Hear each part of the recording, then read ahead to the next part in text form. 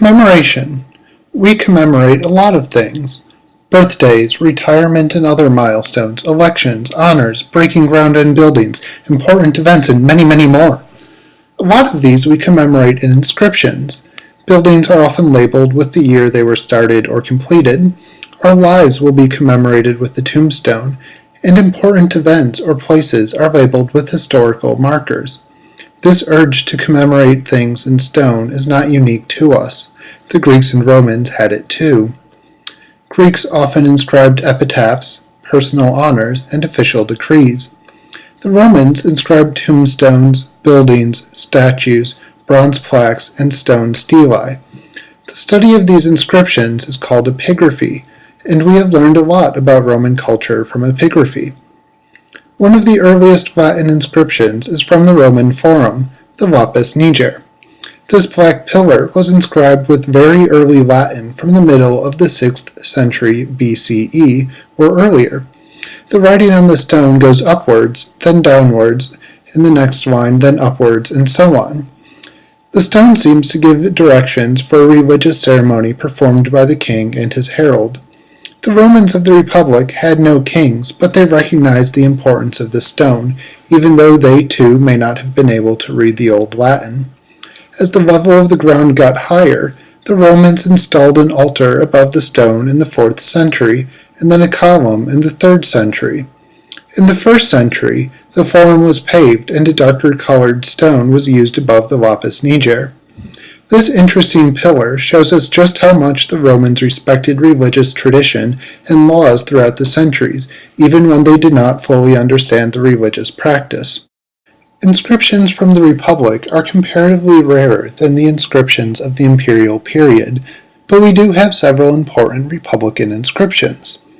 Some of the earliest surviving epitaphs are from the tomb of the Scipios, an important Roman family whose members defeated Carthage and were very popular. This tomb is located on the side road off the Via Appia, a major highway stretching south from Rome. It was typical for Roman tombs to be located on the sides of major highways, especially because Romans did not bury their family members within the city walls. The earliest grave in the tomb belonged to Lucius Cornelius Scipio Barbatus, and his epitaph was inscribed on his decorated sarcophagus. The epitaph reads, "For Lucius Cornelius Scipio, son of Gnaeus. Lucius Cornelius Scipio Barbatus, son of his father Gnaeus. Lucius was a brave and wise man, whose appearance was very well matched to his manly quality, who is aedile, consul, and censor among you, captured Taurazia and Casauna in Samnium, subdues all of Lucania, and brings back hostages." This inscription contains many typical elements of a Roman's epitaph: the deceased's name, the name of the deceased father, the deceased's accomplishments, and the offices held by the dead man. Here we hear a few more details about the man, like his bravery and wisdom, and his military achievements in Samnium and Lucania. The other Scipios who were buried in the tomb also include many of these details. So, for example, we hear that Lucius Cornelius Scipio, son of Lucius and grandson of Publius, held offices and that his father defeated the Seleucid king Antiochus. This epitaph also includes the useful information about the length of his life. At the end of the Republic and into the Empire, Romans' public actions continue to be mentioned on their tombstones. Some Romans composed their epitaph while they were alive, others left this duty to their family. One Roman who wrote his own epitaph was Augustus, the first emperor of Rome. His epitaph survives in several copies from Asia Minor, where it was inscribed in Greek on the walls of a few temples of Augustus.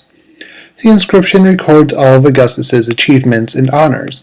Therefore, it is called the Res Gestae Divi Augusti, which translates as the accomplishments of the deified Augustus. In addition to inscriptions relating to religion and dead people, the Romans often inscribed buildings with who created them.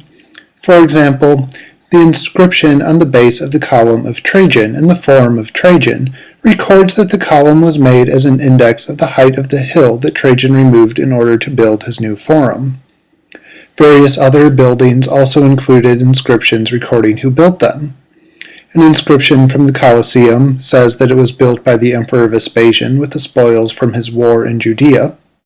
Most famously, the Pantheon in Rome bears an inscription that it was built by Marcus Agrippa, who was Augustus's deputy. The building, though, is from the 2nd century CE. Trajan, who built the current version of the Pantheon, allowed Agrippa's name to remain on the building.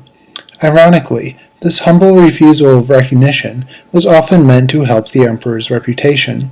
In the 2nd century CE, the number of Latin inscriptions from across the empire increased dramatically. The Romans were commemorating more family members, more buildings, more gifts to the cities, more accomplishments, more milestones, more everything.